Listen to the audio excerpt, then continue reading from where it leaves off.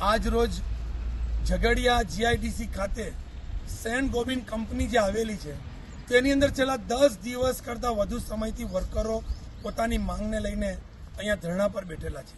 ત્યારે આ કંપની દ્વારા કોઈપણ પ્રકારની એમની માંગ સ્વીકારવામાં આવતી નથી। આ કામદારો દ્વારા કલેક્ટરશ્રીને પણ આવેદનપત્ર આપવામાં આવેલું છે, એમને પણ જાણ કરવામાં આવેલી છે, છતાં પણ આ કંપનીનો જે હેડ HR હેડ છે મોદી, તે આમની વાત સ્વીકારવા તૈયાર નથી ને મળવા પણ માંગતા નથી। આજે અમે લોકો જાતે અહીંયા આવ્યા છે, અમે અહીંથી ફોન કરેલો છે, એમને ફોન પણ રિસીવ કરેલ નથી। અહીંયા જે આ CPPL જે કોન્ટ્રાક્ટર છે, બહારના કોન્ટ્રાક્ટરો આવી અને અહીંના આ સમાજ આદિવાસી લોકોને અત્યાચાર કરી ધમકાવે, ડરાવે કે જો કામ નહીં કરો, 2 દિવસમાં કામે નહીં લાગો તો તમને ગેટ પાસ, તમારું પંચિંગ બંધ કરી દેવામાં આવશે।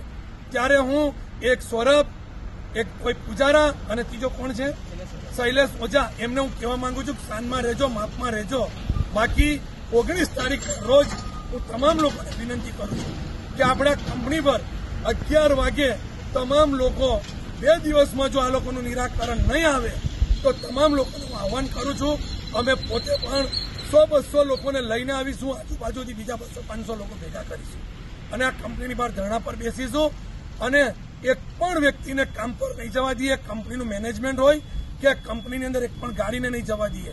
જ્યાં સુધી આ વર્કરોને ન્યાય નહીં મળે ત્યાં સુધી આ કંપનીને અમે ચાલુ કરવા નહીં દઈએ। આજે હું મીડિયાના માધ્યમથી કહેવા માંગુ છું, જો અમારા વર્કરોને કે અમારા કોઈ પણ આગેવાનોને હેરાનગતિ પોલીસ યા પ્રશાસન દ્વારા કરવામાં આવશે તો એની તમામ સંપૂર્ણ જવાબદારી આ કંપનીના મેનેજમેન્ટની રહેશે।